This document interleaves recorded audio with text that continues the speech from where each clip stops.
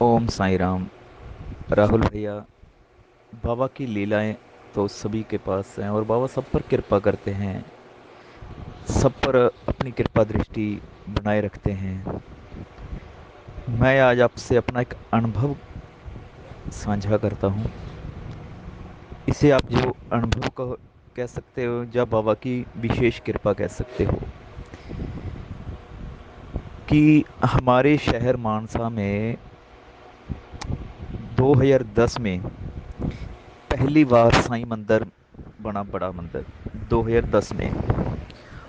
और उस उस समय मेरे मतलब 2009 के दिसंबर में मेरे पिताजी जी का देहांत हुआ था। तो मेरी माता जी का देहांत 2005 में हो चुका था। जब दिसंबर 2009 में मेरे पिताजी का देहांत हुआ तो मुझे ऐसा लगा कि अब मेरे सिर पर किसी का भी हाथ नहीं रहा। मैं बिल्कुल अनाथ हो गया हूँ। तो बाबा की ऐसी कृपा रही कि मेरी ज़िंदगी में साईं बाबा आ गए। और हमारे शहर में मंदिर बनने से पहले बाबा मेरी ज़िंदगी में आ गए। मैं बाबा से जुड़ गया क्योंकि बाबा ने मुझे अपने साथ ले लिया। और मुझे पता चला कि हमारे शहर में 2010 की बात बता रहा हूँ कि मंदिर का निर्माण शुरू हो गया है। तो मैं ये देखने चला गया कि मंदिर का निर्माण शुरू हो गया। तो जैसे ही मैं वहाँ पर पहुँचा तो अभी उन्होंने मंदिर का सिर्फ एक नींव पत्थर ही रखा था, मंदिर की मतलब नींव शुरू की थी। तो मुझे बड़ी खुशी हुई। मैं उस मंदिर के जो प्रधान से, जो करता धर्ता थे मंदिर के, उनसे मिला। तो मैंने उनको बताया कि मैं भी साईं बाबा का एक छोटा सा भक्त हूँ, तो मुझे भी यहाँ पर सेवा करने का मौका दें। और मैंने उनको एक बात ज़रूर कही, देखो मैं धन से सेवा नहीं कर सकता क्योंकि मेरे पास पैसे नहीं हैं, लेकिन तन और मन से मैं इस मंदिर में पूरी सेवा करूँगा जो बाबा मुझसे करवाएंगे। तो वो बड़े खुश हुए और आप यकीन मानो उन्होंने मंदिर का सारी सेवा मुझे सौंप दी कि आप जो सेवा करना चाहते हो करो। तो बाबा की कृपा से मंदिर का निर्माण शुरू हो गया, मंदिर बन गया। तो बाबा जी का स्वरूप लेकर आना था जयपुर से।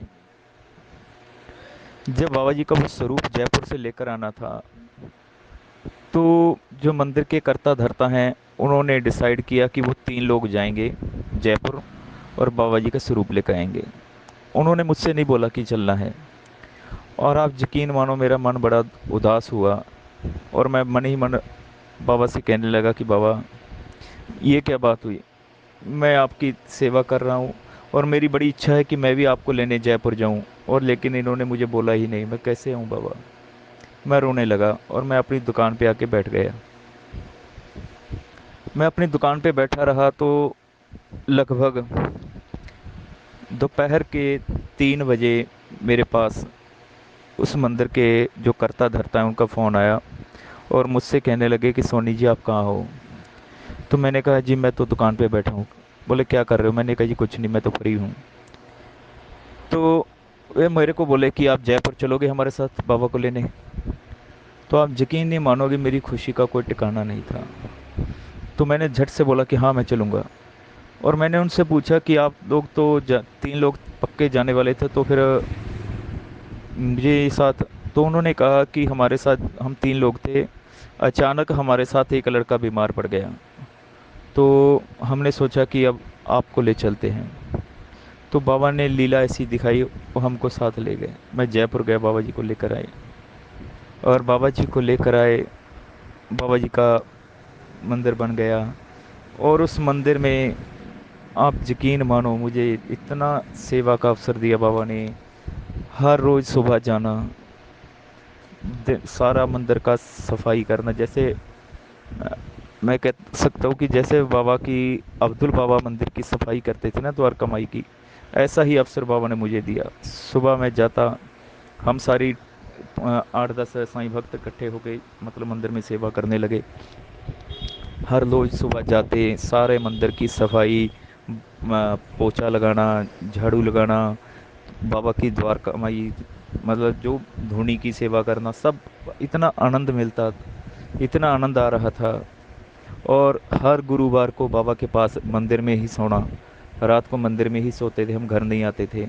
और वो मंदिर हमारे घर से लगभग 4-5 किलोमीटर की दूरी पर था, लेकिन हर रोज़ बिन नागा पाए मैं उस मंदिर में जाना ही जाना था। कुछ भी हो जाए, मैंने कभी उस मंदिर को मिस नहीं किया था। इतनी सेवा बाबा ने उसमें मुझसे करवाई, और मैं इतना खुश रहता था। लेकिन एक समय ऐसा भी आया जब बाबा ने मुझे उस मंदिर से निकाल दिया। मुझे फिर बाबा की पता नहीं क्या हुई कि 2 साल मैं उस मंदिर में पैर भी नहीं रख पाया। ये भी बाबा की लीला थी, क्योंकि उस समय हमें ऐसा लगता है कि बाबा ने हमें अपने आप से दूर कर दिया। लेकिन वजह बाबा को ही पता होता है कि क्योंकि जब भी वो कुछ कार्य करते हैं उसके में उनका कुछ मकसद होता है।